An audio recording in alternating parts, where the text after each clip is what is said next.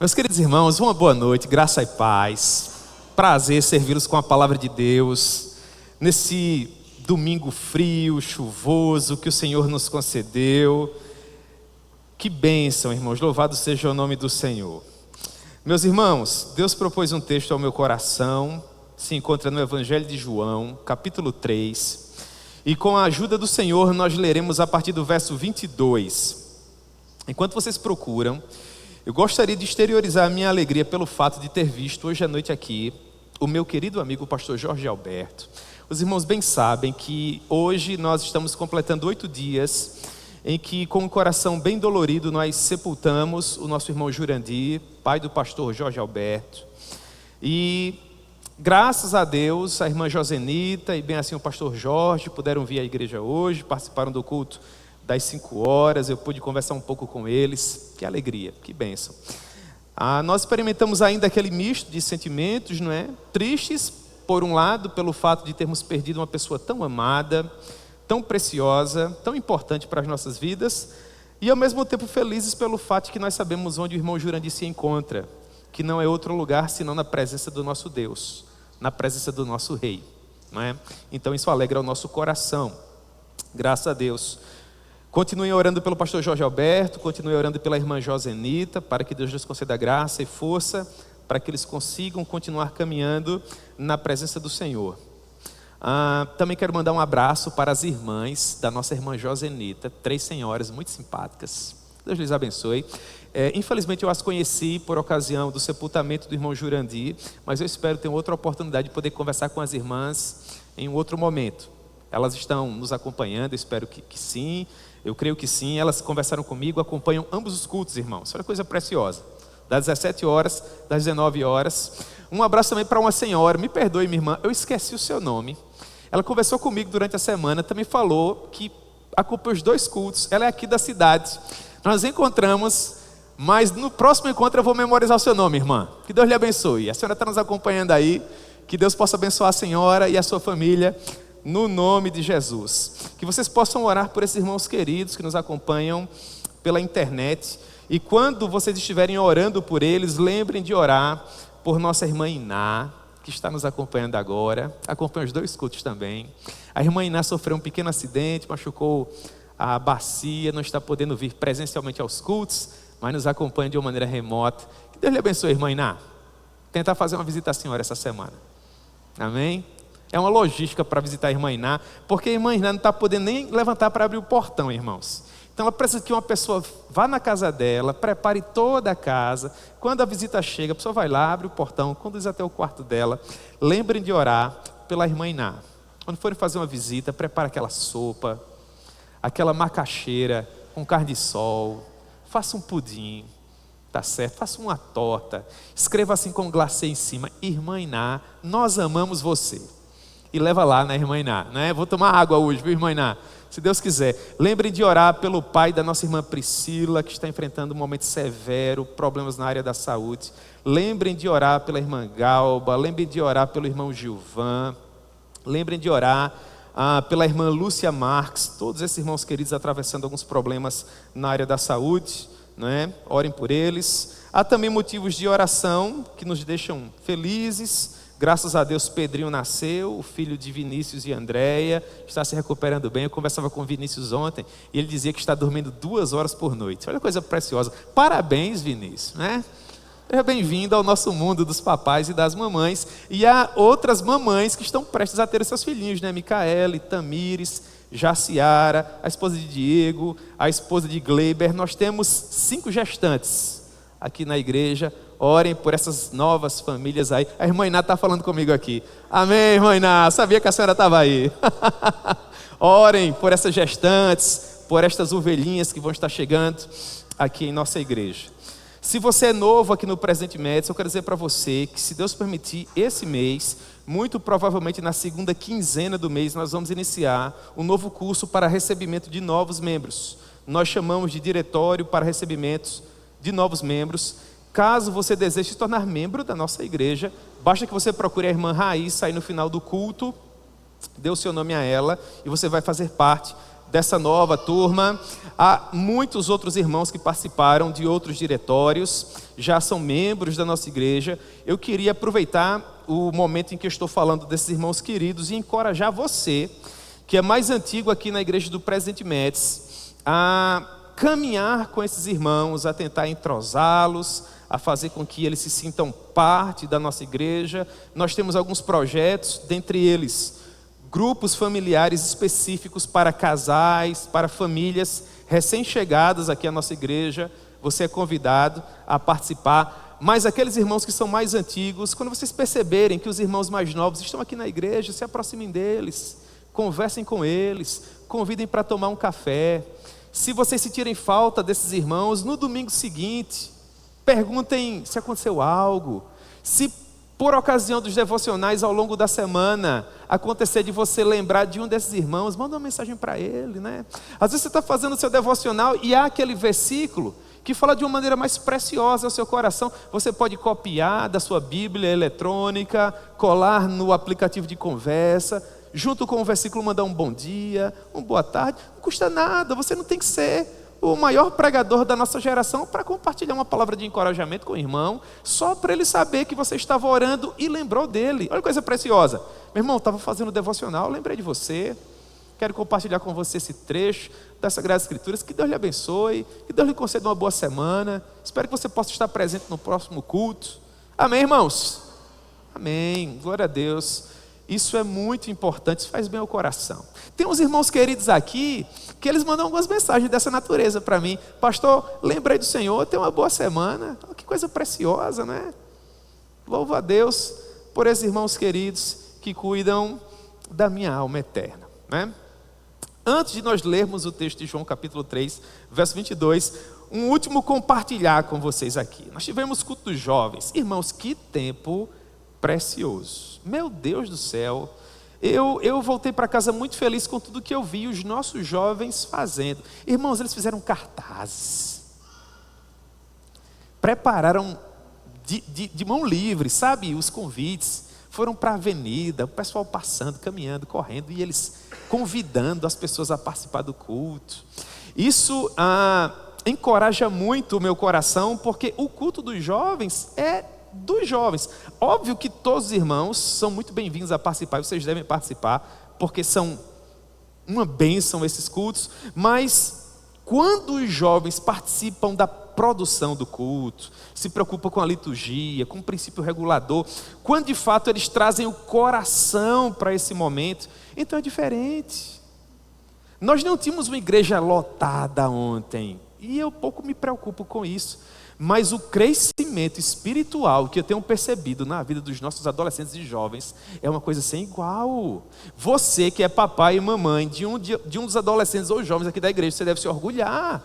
Eu conversava com parte deles ontem. Irmãos, é de encher o coração de alegria. As ambições espirituais, a maneira com que eles pensam o futuro deles, e o Senhor Jesus presente em cada decisão, em cada detalhe, falando a respeito de livros que estão lendo, dos projetos que tem para o futuro.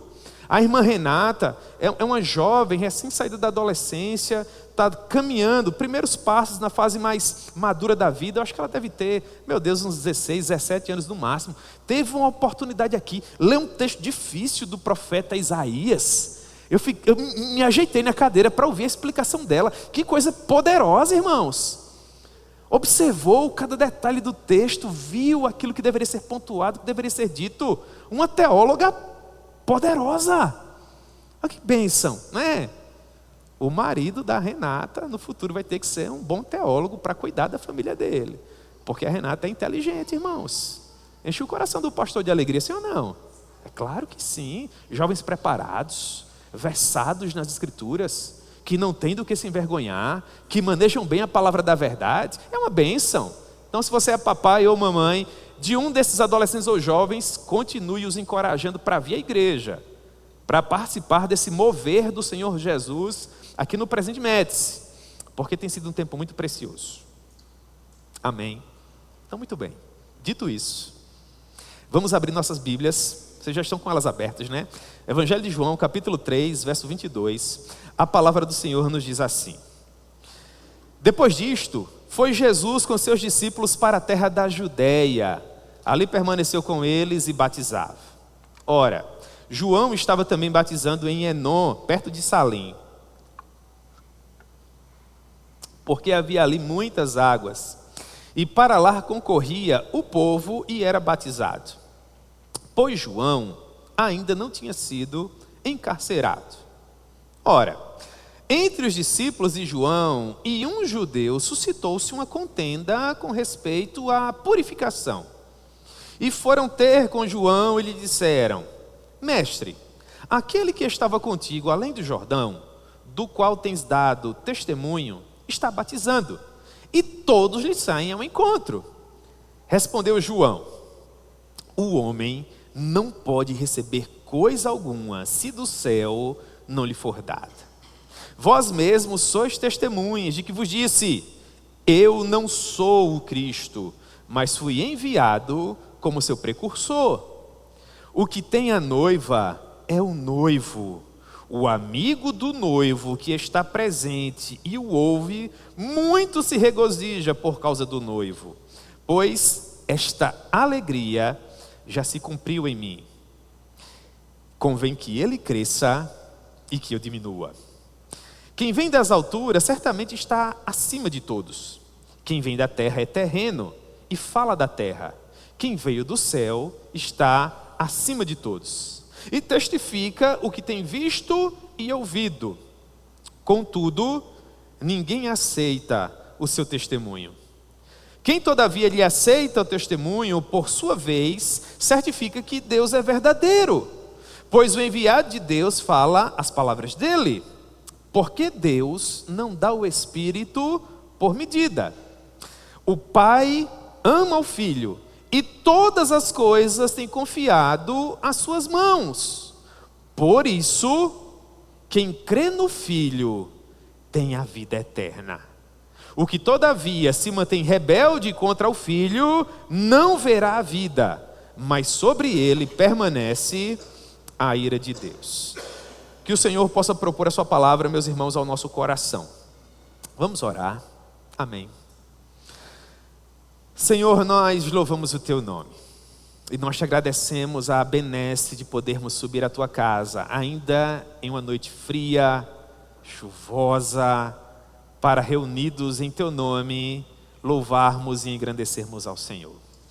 Meu Deus, hoje à noite, se o Senhor permitir, nós estaremos pensando a respeito de como nós podemos ter uma vida mais intencional, uma vida mais voltada ao Senhor, uma vida mais sensível à tua voz, assim como foi a vida do teu servo João Batista.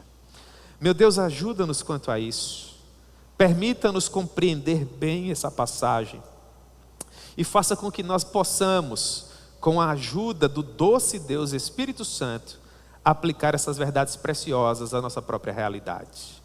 Meu Deus, esse é o desejo do nosso coração e a nossa humilde oração a Ti. Em nome de Jesus, amém. Pois bem, meus irmãos, hoje nós vamos tratar a respeito da vida e da obra de João Batista, o profeta, acerca do qual foi dito que na plenitude dos tempos viria no espírito do profeta Elias, para preparar o mundo para a chegada e para o ministério do Messias. A sublime missão de João Batista seria despertar o espírito do povo, fazê-lo voltar a pensar nas coisas do alto e fazer com que esse povo viesse a novamente depositar toda a sua confiança na graça e na misericórdia de Deus. Portanto, em uma época em que as pessoas estavam pouco preocupadas com a genuína espiritualidade, em que as pessoas pouco se importavam de frequentar o templo do Senhor, de frequentar as sinagogas, de parar para ler as Sagradas Escrituras, para ouvir aqueles que haviam sido levantados por Deus para implementar na terra os valores do seu reino. Em uma época por demais apática, árida, sem vida, alienada do Senhor, João Batista deveria ser o profeta que suscitaria novamente o desejo de servir, o desejo de se envolver, o desejo de fazer com que as coisas espirituais voltassem a ocupar um lugar de honra na vida das pessoas. E quando tudo isso estivesse acontecendo, e João finalmente estivesse vivendo o melhor momento da sua vida, e bem assim no seu ministério, ele deveria simplesmente desaparecer, diminuir, para que outra pessoa pudesse crescer. E eu ficava pensando a respeito dessa peculiaridade do ministério de João Batista. Porque João Batista, ele recebeu do Senhor a sublime responsabilidade de deixar de atuar na fase mais promissora da sua vida, em que os seus frutos estavam ali prontos para serem colhidos. E aquilo pouco afetou o seu coração, pelo contrário, foi ele mesmo quem disse: importa que ele cresça e que eu diminua. E a minha pergunta teológica, para tentar compreender melhor essa passagem, era o seguinte: onde foi que João encontrou forças para abrir mão de tudo aquilo que ele mais amava e contentar-se em finalmente desaparecer nos bastidores para que outra pessoa pudesse brilhar? Na minha maneira de ver, João encontrou satisfação na pessoa gloriosa do Messias. João Batista conseguiu compreender que se ele tinha Jesus, tudo mais era acessório. Ele pouco se importava com a fama, com as láureas humanas, com aquilo que as pessoas falavam a respeito dele. Ele se satisfazia em tão somente ver o Senhor Jesus se projetar, ver o Senhor Jesus crescer, enquanto ele simplesmente desaparecia. Mas é muito amor, não é, irmãos? Que coração altruísta! João fez da missão de tornar o Cristo do Senhor conhecido a razão de ser da sua vida. E que vida João Batista teve? Se bem que curta, ele viveu infelizmente apenas 30 anos, mas foi uma vida bem vivida. Cerca de 400 anos antes do seu nascimento, as Escrituras já davam informações acerca dele. No capítulo 3 do livro do profeta Malaquias, um profeta pós-exílico, está escrito assim, Malaquias 3:1, a porção inicial: eis que eu envio o meu mensageiro, diz o Senhor, que preparará o caminho diante de mim. Malaquias profetizou em algum momento por volta do ano 460, 430 a.C. Muito provavelmente essa profecia, sendo uma das últimas que saíram dos lábios do profeta Malaquias, provavelmente fora entregue no final desse período, final do 5º século antes de Cristo, em algum momento por volta do ano 430. O mesmo Malaquias que no capítulo 4, verso 5, nos oferece uma nova informação a respeito daquele homem que pouco mais de 400 anos depois seria gerado no ventre de uma mulher estéril, João Batista, sendo produto de um milagre extraordinário da graça e da providência do Senhor. Malaquias diz assim, capítulo 4, verso 5: vos enviarei o profeta Elias, antes que venha o grande e terrível dia do Senhor. Ele converterá o coração dos pais aos filhos, e o coração dos filhos aos pais. É interessante que pouco mais de 400 anos depois, essa promessa finalmente se cumpriu. Durante esses 400 anos, Deus esteve em silêncio. Após Malaquias, ele não levantou nenhum outro profeta, ele não se manifestou mais ao seu povo, seja de uma maneira especial, por meio da produção de algum documento canônico, seja por meio da voz de qualquer dos seus servos, os profetas. Deus simplesmente se manteve por pelo menos 400 anos em silêncio. Até que finalmente, quando todo mundo havia sido preparado por muitos e muitos séculos para o nascimento do seu filho, finalmente aprove a Deus voltar a se manifestar a seu povo. E Deus fez isso escolhendo um casal que já era avançado em dias. Havia um senhor chamado Zacarias, que servia ao Senhor no turno de Abias, e que desde que havia sido chamado por Deus para servi-lo na qualidade de sacerdote, nunca havia recebido do Senhor a oportunidade de entrar no lugar santo. Seria como que nos dias atuais, um pastor que nunca tinha recebido do Senhor a oportunidade de ocupar um púlpito para entregar um sermão, por exemplo. Já imaginou? A mulher desse homem, por sua vez, jamais havia recebido do Senhor a oportunidade de gerar. Na cultura da época, isso era muito chocante para a mulher, porque culturalmente falando, ela era quase que obrigada a ser mãe, de preferência de um menino. Então Isabel, ela sofria profundamente pelo fato de ser vista como uma cidadã de segunda categoria, pelo fato de não ter conseguido gerar. Era como que se Deus não tivesse voltado seus olhos de amor e misericórdia para ela. Era dessa forma que ela era vista pela sociedade. Até que finalmente esse casal, que vivia na região montanhosa de Judá, nem aparece no mapa, irmãos. Deus vai à procura de nós e nos encontra em nossa insignificância. Quando nós achamos que ninguém mais nos ama, que ninguém mais nos vê, que a parte útil da nossa vida, quem sabe até já tenha passado. Foi dessa forma que Deus encontrou esse casal. E o anjo do Senhor apareceu a Zacarias, Lucas capítulo 1, verso 13, e disse para ele: Zacarias, não tenha medo. Eu amo essa expressão, irmãos. É maravilhosa, não é? Zacarias, não tenha medo, não temas, porque a sua oração foi ouvida. Deus foi lá na região montanhosa, que nem aparece nos mapas do Novo Testamento, para ouvir a voz de um sacerdote que nunca havia oficiado, que nunca havia servido oficialmente, que muito provavelmente achava que Deus não via, que Deus não enxergava. Talvez, meu querido irmão, minha querida irmã, talvez você que me acompanha pela internet, tenha vindo até a nossa amada igreja hoje à noite achando que da mesma forma Deus não lhe ama, que Deus não lhe vê.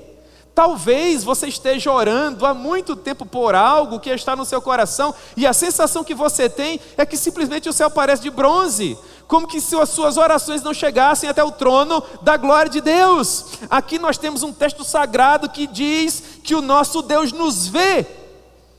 Agar, serva de Sara, escrava de Abraão, achava que Deus não a enxergava, que Deus não a via.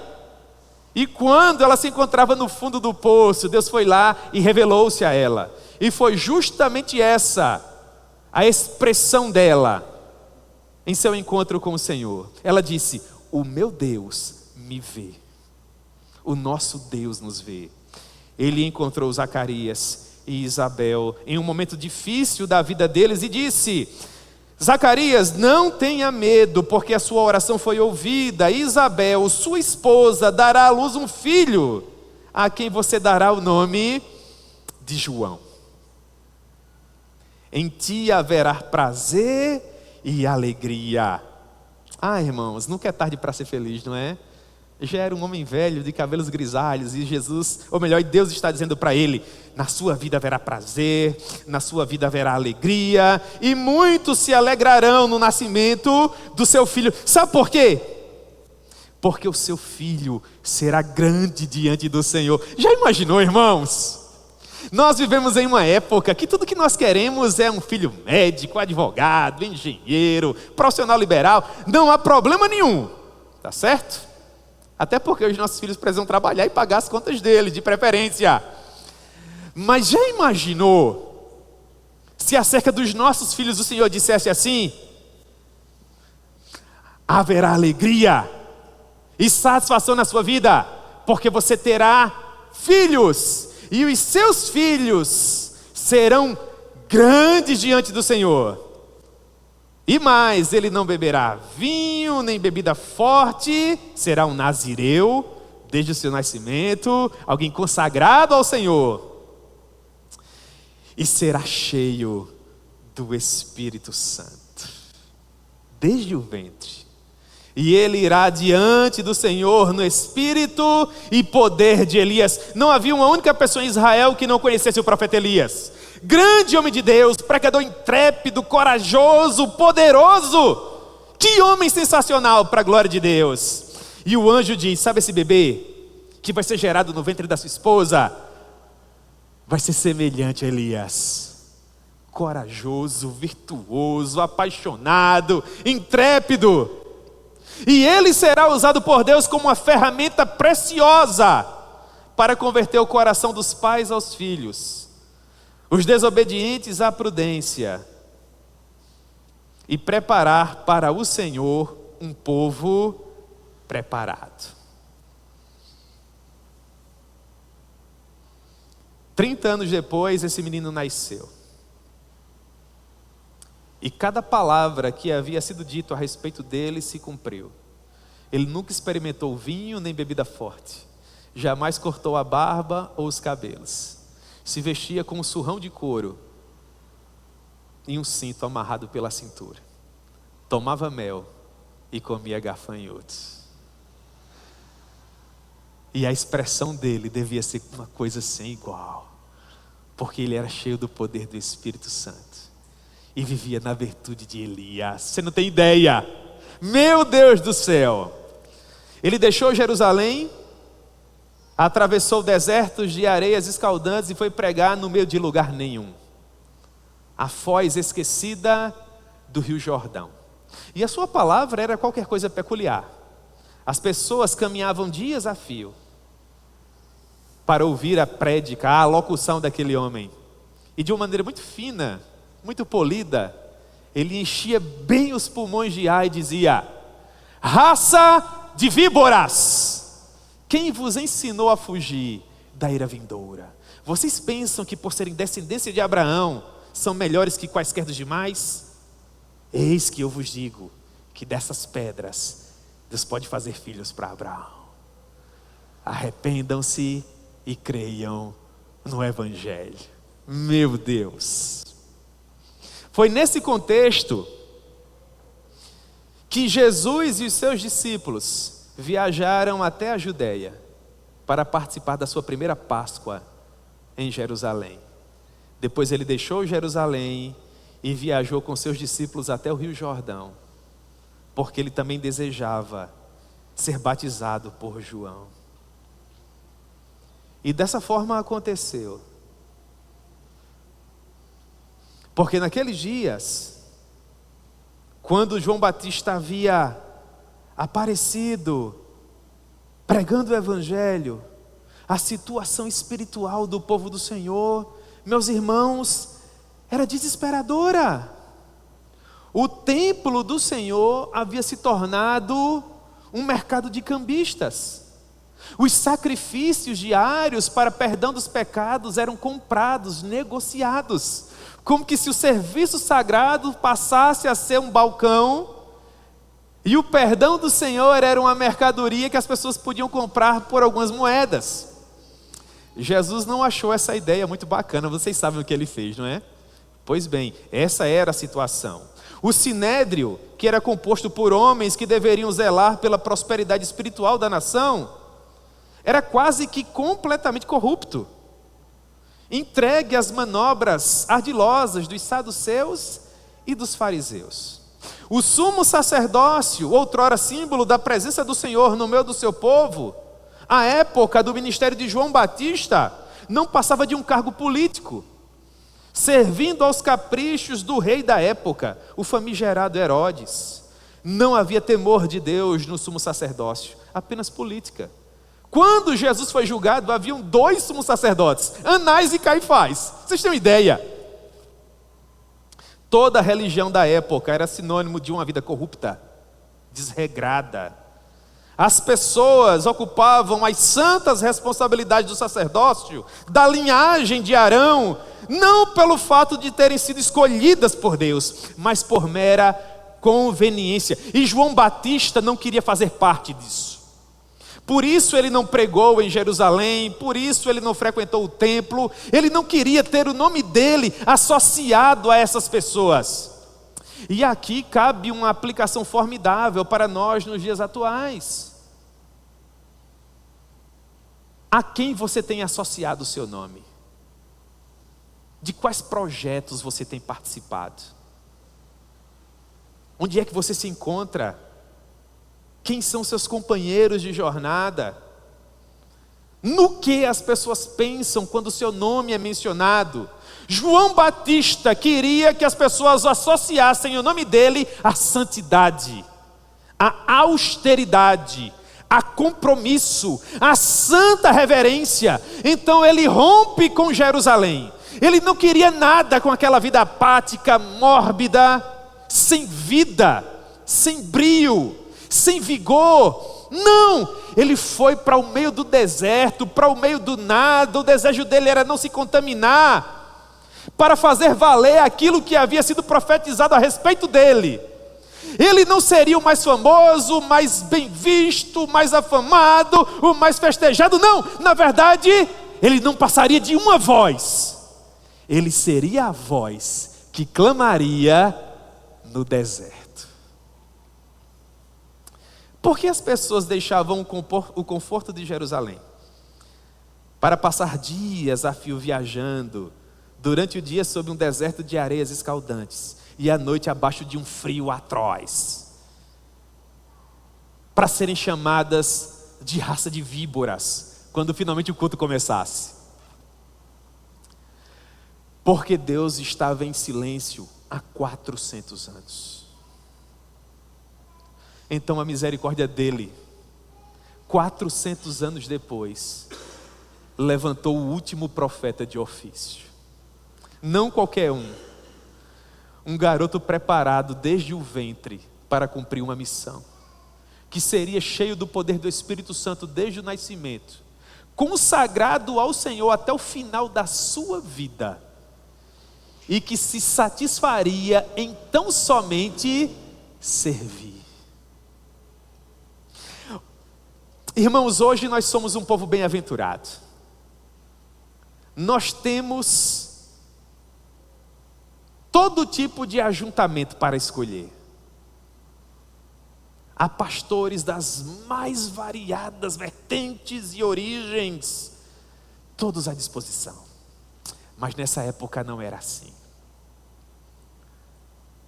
Há um provérbio que diz: a alma farta pisa o favo de mel, mas para a sedenta até o amargo é doce.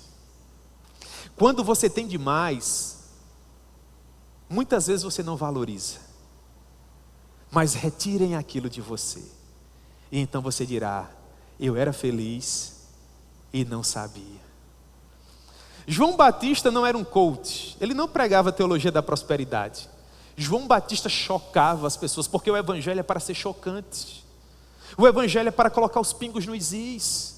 O evangelho é para nos lembrar que, além de pagarmos as nossas contas e cuidarmos das nossas famílias e enriquecermos os nossos currículos e passarmos em nossos concursos e cuidarmos da nossa vida, nós ainda somos peregrinos, estrangeiros, e estamos caminhando todos os dias, dia a dia, incansavelmente em direção à nossa amada Jerusalém celestial. A função do pregador é lembrar você todo domingo que você é um cidadão dos céus, é trazer você uma realidade espiritual, ainda que você o xingue, ainda que você não o compreenda, ainda que você discorde dele.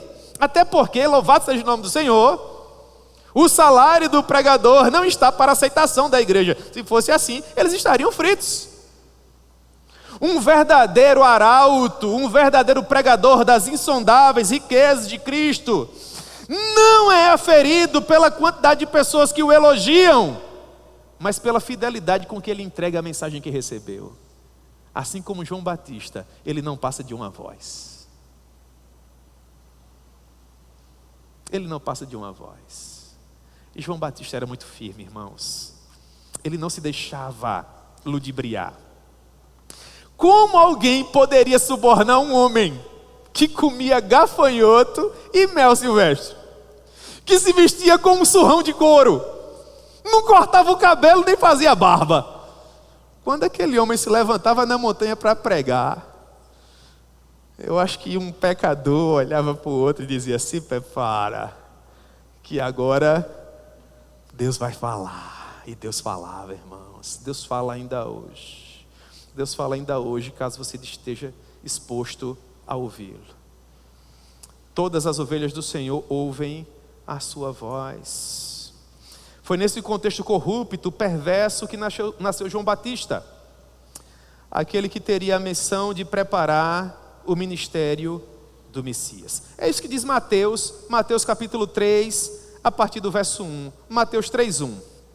Naqueles dias, apareceu João Batista, pregando no deserto da Judeia. E ele dizia: arrependei-vos, porque está próximo o reino dos céus. Porque este é o referido por intermédio do profeta Isaías. E ele disse: voz do que clama no deserto, preparai o caminho do Senhor, endireitai as suas veredas. João usava vestes de pelos de camelo e um cinto de couro. Você consegue gastar 2 ou 3 segundos imaginando João Batista aqui na sua frente? Eu acho que João Batista devia parecer com Hagrid. E as pessoas iam de Jerusalém para ter com ele. Toda a Judeia e toda a circunvizinhança do Jordão, e eram por eles batizados no rio e confessavam os seus pecados. Estava lá João, cuidando da vida dele, chamando todo mundo de raça de víboras. Até que um dia, irmãos, ele levantou seus olhos para o horizonte.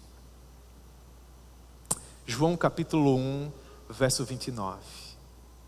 Foi nesse dia que João Batista viveu a experiência mais extraordinária da sua vida. Porque foi justamente nesse dia, João 1:29, que João viu a Jesus que vinha para ele. E João disse: eis o Cordeiro de Deus que retira o pecado do mundo. Sim, que todos vejam. Verso 30, é este a favor de quem eu disse: após mim vem um que tem a primazia, que é maior que eu, porque já existia antes de mim. E João Batista é mais velho que Jesus. Como é que Jesus existia antes dele? Sabe por que isso é possível? Porque Jesus é Deus, é o Rei dos Reis, é o Senhor dos Senhores. Sim, eu nem o conhecia, mas a fim de que ele fosse manifesto a Israel, vim, por isso, batizando com água. E para que João Batista tivesse certeza de que de fato aquele homem era o Cordeiro de Deus que retirava o pecado do mundo, foi revelado a ele que se no momento do batismo o Espírito Santo aparecesse sobre ele de forma corpórea, não haveria dúvidas de que aquele era o desejado de todas as nações, a raiz de Jessé, a brilhante estrela da manhã, o lírio dos vales, a rosa de Sarão, o leão da tribo de Judá. E quando Jesus foi batizado e estava prestes a sair das águas, o Espírito Santo pousou sobre ele na forma de uma pomba, e uma voz bradou dos céus,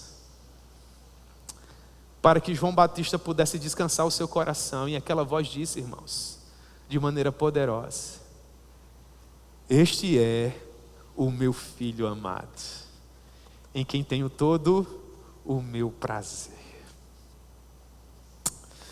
Este era João Batista, o intrépido pregador judeu que não temia a cólera dos homens e que vivia com toda a força do seu coração para a maior glória de Deus. Ele ainda sofreria dores e afrontas pelo amor que sentia pelo seu amado Messias. Mas por ora, o texto que a gente leu se resume a dizer que ele ainda não havia sido preso por causa desse amor. O verso 24 diz: pois João ainda não havia sido encarcerado. João, pouco depois do batismo do Senhor Jesus, pouco depois mesmo, foi preso a mando de Herodes Antipas. E infelizmente ele não teve o prazer de ver os anos iniciais do ministério do Messias, todas aquelas curas, todos aqueles sinais, todos aqueles prodígios. Interessante que o destino reservado a João Batista nunca foi novidade para os verdadeiros servos de Deus, não é? A palavra diz que todo aquele que deseja viver piedosamente em Cristo Jesus, estes serão perseguidos. Foi justamente nesses dias que surgiu uma discussão entre os discípulos de João e um judeu, cujo nome não é mencionado, a respeito de quem seria o maior, Jesus ou João Batista. Porque assim que Jesus foi batizado, ele começou o seu ministério público, ele começou a pregar. E quando Jesus começou a pregar, a quantidade de pessoas que começou a ouvir Jesus, naturalmente, se tornou maior que a quantidade de pessoas que ouvia João Batista. Até porque João Batista dizia, se vocês puderem e ouvir o outro, eu aconselho. Não é? Então os discípulos de João foram ter com ele, verso 26. E eles disseram, mestre, aquele que estava contigo além do Jordão, do qual tens dado testemunho, perceba, o ministério de Jesus era tão incipiente que os discípulos de João ainda nem o tratavam como Messias. Nesse momento, para esses homens preciosos, Jesus não passava daquele que João Batista dizia que um dia viria. E eles disseram, olha, ele está batizando e todo mundo está indo para lá. É como se, em outras palavras, eles estivessem dizendo, mestre, esse Jesus aí começou a pregar, a igreja dele já está maior que a tua, ele já está ficando mais famoso que o senhor. Afinal de contas, o que a gente vai fazer? E João Batista diz assim, irmãos, no verso 27, olha que coisa preciosa. João respondeu, o homem não pode receber coisa alguma se do céu não lhe for dada. O que João estava dizendo para os seus discípulos era que a proeminência que Jesus estava recebendo vinha do alto, vinha do céu. E que o Pai concedia aquela honra a quem Ele queria. O que nós aprendemos com isso, meus irmãos? Nós aprendemos que se Deus não nos conceder a voz que nós precisamos para fazer a sua obra, nós jamais chegaremos a lugar algum. O homem não pode receber nada se do céu não lhe for dado. João Batista entendia a sua condição de servo, conhecia exatamente qual era o seu exato lugar na economia do reino. E isto o tornava plenamente feliz, como nenhum outro homem. Foi isso que ele disse, verso 28. Vós mesmos sois testemunhas de que vos disse, eu não sou o Cristo, mas fui enviado como seu precursor. O que tem a noiva é o noivo. O amigo do noivo que está presente e o ouve, muito se regozija por causa da voz do noivo. Pois esta alegria já se cumpriu em mim. Meus irmãos, João teve muitas oportunidades para promover o seu próprio nome. Ele poderia muito bem, com a fama que já possuía, ter uma vida regalada, de luxo, conforto, pela proeminência que ele já havia alcançado como profeta do Altíssimo. Mas esse não foi o caminho que ele escolheu. Perceba, quando Jesus se aproximava dele para ser batizado, João Batista, conhecendo muito bem qual era o seu lugar, Mateus capítulo 3, verso 14, João Batista diz assim para ele, eu creio que, sabe, olho no olho, João Batista dizendo assim, mestre, o Senhor era quem devia me batizar.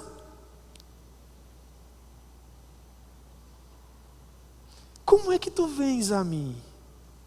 Irmãos, João Batista era um homem santo, um homem consagrado, um homem que tinha conceito no céu, mas ele sabia exatamente qual era o seu lugar. Como nós precisamos ter essa humildade espiritual, como nós precisamos voltar a nos apercebermos como verdadeiramente nós somos. Pessoas que não passam de pó. E João Batista diz, Senhor, Tu és o Deus Todo-Poderoso, o Senhor era que devia me batizar. Mas Jesus insistiu, não, João, foi para isso que você nasceu. E Jesus submeteu ao batismo dele, irmãos. O Criador sendo batizado por sua criatura. Esse não é um evangelho magnífico? Em que outra história sobre religião você encontra o Criador se submetendo à criatura? Só mesmo no evangelho das insondáveis riquezas de Jesus Cristo. Com o seu comportamento, queridos irmãos, Jesus estava reconhecendo o grande ministério de João Batista. E João Batista, por sua vez, estava honrando a oração do seu pai. Porque depois que teve contato com o anjo Gabriel, Zacarias foi ler com mais cuidado as profecias a respeito do precursor do Messias. E quando João nasceu, com poucos dias de vida, Zacarias escreveu um poema para ele. Se encontra no Evangelho de Lucas, capítulo 1, a partir do verso 76. Eu quero acreditar que João Batista, para a coisa ficar assim bem Hollywood, sabe? Bem romântica. Quem tem imaginação agora vai comigo. João Batista deve ter, ou melhor, Zacarias deve ter segurado assim bem alto. João Batista, como que se estivesse apresentando ele ao Senhor. E ele disse assim: e quanto a você, menino, você será chamado profeta do Altíssimo, porque você precederá o Senhor, preparando o seu caminho, para dar conhecimento ao seu povo da salvação, no redimi-lo dos seus pecados. O verso 78 devia ser escrito com letras douradas. Eu gosto da revista atualizada por conta desse vocabulário aqui, Késia. Olha só. Graças à entranhável misericórdia de nosso Deus, pela qual nos visitará o sol nascente das alturas. Ele está citando Isaías, está citando Malaquias para o próprio filho, e dizendo: para alumiar os que jazem nas trevas e na sombra da morte, e dirigir os nossos pés pelo caminho da paz. Sim, irmãos, no devido momento, João Batista cumpriu tudo isso que havia sido dito a respeito dele, quando ele olhou para Jesus e disse: importa que ele cresça e que eu diminua. Meus irmãos, eu volto a dar o exemplo que estava compartilhando com vocês acerca dos nossos adolescentes e jovens. Como é maravilhoso para quem verdadeiramente tem sensibilidade espiritual ver os nossos filhos com o testemunho, com o estilo de vida deles, dizer: importa que Jesus cresça e que a gente diminua. Os nossos filhos estão preferindo os sonhos de Deus aos sonhos deles, os projetos de Deus aos projetos deles. Os nossos filhos, à semelhança de João Batista, estão crescendo na graça, a tal ponto de poder dizer com as escolhas que eles estão fazendo: importa que Jesus cresça e que nós diminuamos. Como isso não pode encher o seu coração de alegria? Porque João Batista tinha tamanha segurança para viver esse aspecto do seu chamado? Verso 31, porque ele entendia essa verdade: quem vem das alturas está acima de todos, visto que quem vem da terra é terreno, e só consegue falar aquilo que é da terra. Quem por sua vez veio do céu está acima de todos, e testifica o que tem visto e ouvido. Contudo, infelizmente, ninguém aceita o seu testemunho. O evangelista João, xará do João Batista, no capítulo 1, versos 10 e 11, já dizia isso. O verbo estava no mundo, o mundo foi feito por intermédio dele, mas o mundo não o conheceu.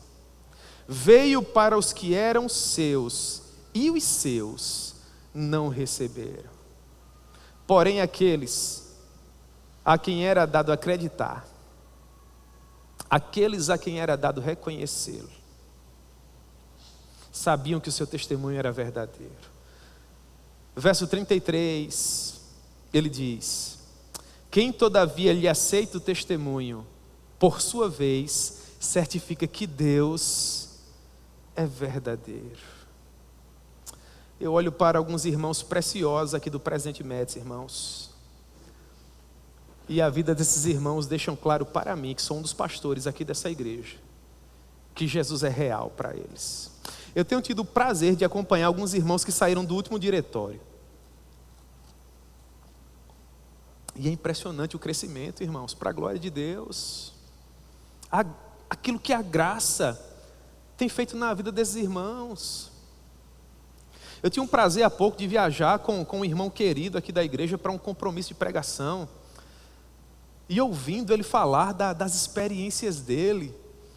E eu dizia para mim no meu coração: Senhor, que coisa preciosa tu estás fazendo na vida desse irmão, estudando, se preparando, querendo ganhar aquele tempo que no entendimento dele ele havia perdido com questões outras, que não as que ele está vivendo agora.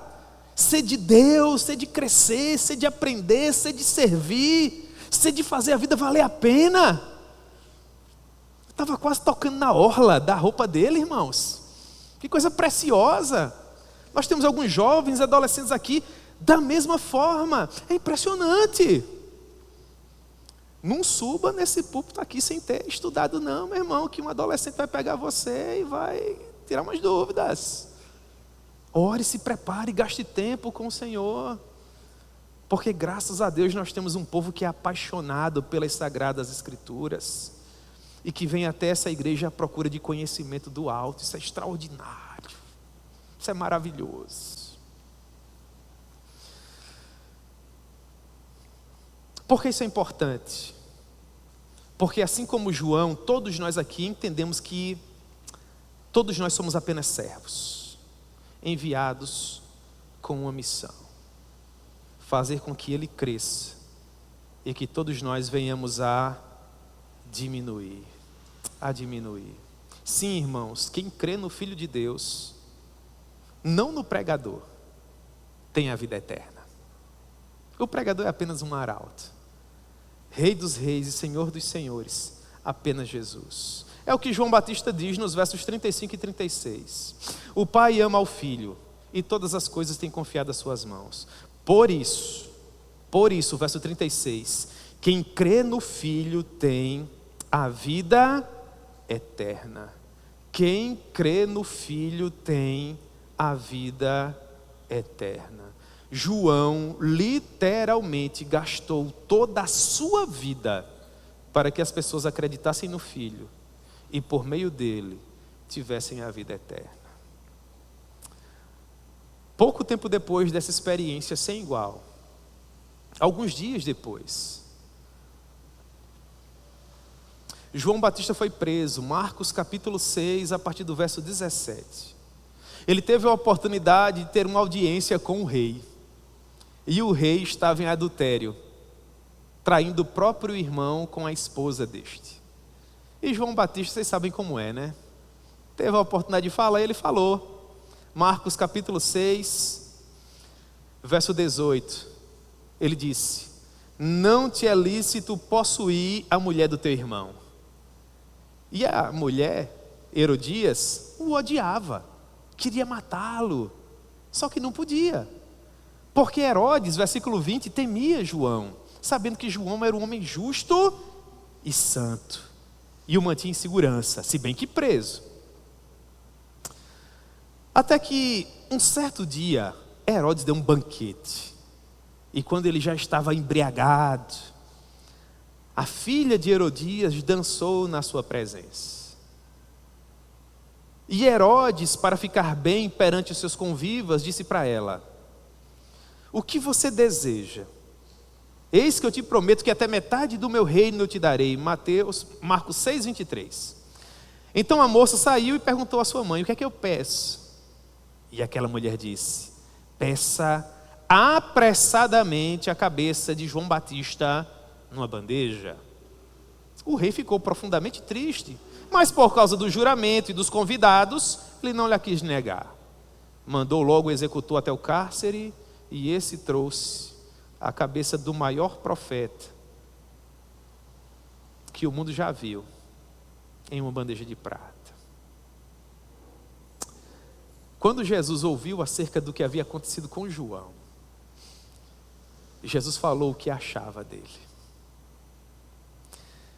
Mateus 11, a partir do verso 7. Se eu trabalhasse na sociedade bíblica, seria escrito com letras douradas. Jesus diz assim, Mateus 11, 7. O que vocês foram procurar no deserto? Um caniço agitado pelo vento? Sim. O que vocês iam procurar lá? Um homem vestido de roupas finas? Não.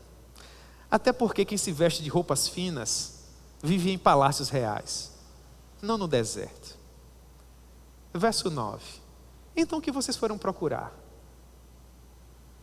Eu digo a vocês, vocês não foram procurar simplesmente um profeta. Vocês foram procurar muito mais que um profeta. Porque era a respeito dele que estava escrito: eis aí eu envio diante da tua face o meu mensageiro. Irmãos, isso é Deus que está dizendo. O qual preparará o teu caminho diante de ti. Então Jesus diz no verso 11: em verdade vos digo, que entre os nascidos de mulher, e Jesus coloca todo o gênero humano aqui. Tem noção? Spurgeon, Edwards, Lloyd Jones, John Piper, coitados deles. Dos nascidos de mulher, nenhum foi igual a João. Você tem ideia do conceito que aquele homem tinha com Deus?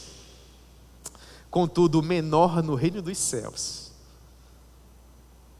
é maior do que ele. É esse o convite que eu quero fazer a você. Estar lá, ao lado de Jesus e de João, ainda que você não passe do menor. Se você conseguir isso, você vai ser a pessoa mais feliz da terra. E para que isso aconteça, em todas as decisões que você tiver que tomar, em cada seara da sua vida, em cada um dos seus planos, em cada um dos seus sonhos, que você possa dizer: importa que ele cresça e que eu diminua. Eu quero fazer 3 aplicações e nós oramos. A primeira delas: em dias onde a genuína religião tem sido renegada a segundo plano, nós precisamos de pregadores à semelhança de João, que reavivem as chamas do nosso relacionamento com Deus. Meu irmão, você precisa ser chamado de pecador. É uma pena, não é? Mas faz bem a nós. Você precisa daquele momento em que Deus olha para você carinhosamente, coloca a mão sobre os seus ombros, abraça você e sussurra no seu ouvido: se você não melhorar, eu vou te colocar no inferno. Você entendeu? Aí você se arrepia e fala assim: misericórdia, Senhor. Aí ele diz: então mude, porque o machado já está posto nas raízes das árvores, e toda árvore que não der bom fruto será cortada e lançada no fogo. Aí você fala para ele: eu vou melhorar. Da próxima vez que o Senhor me visitar, vai ter muito fruto. Aí ele: então vai lá. Segundo lugar, no auge da sua vida e do seu ministério, João precisou diminuir para que Cristo pudesse crescer. O Senhor cresceria de qualquer forma, mas foi bom para João fazer a parte dele. É esse o conselho que eu quero dar a você. Preste atenção. A obra de Deus vai ser feita de qualquer forma, mas caso você participe, vai ser bom para você. Terceiro lugar, nas palavras do Senhor Jesus, João era como um caniço agitado pelo vento.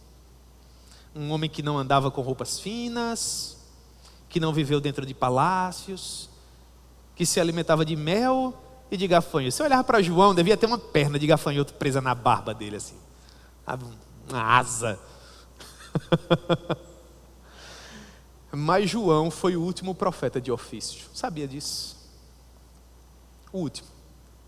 Da linhagem de Elias, Eliseu, Jeremias, Isaías, Daniel, Ezequiel.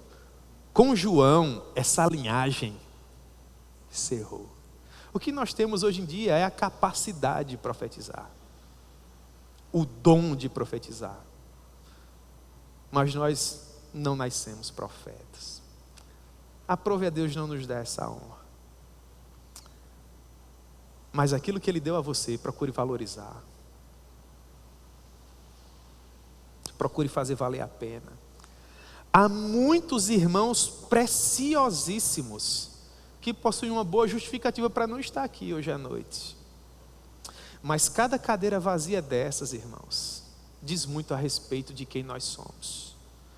Você não faz nenhum favor a Deus quando enfrenta frio e chuva para ouvir a sua voz. Na verdade, você deve ter muito cuidado, porque só há cadeiras vazias na terra. Não haverá nenhuma cadeira vazia no céu. Eu espero que você tenha entendido o que eu quis dizer. Só há cadeiras vazias aqui na terra.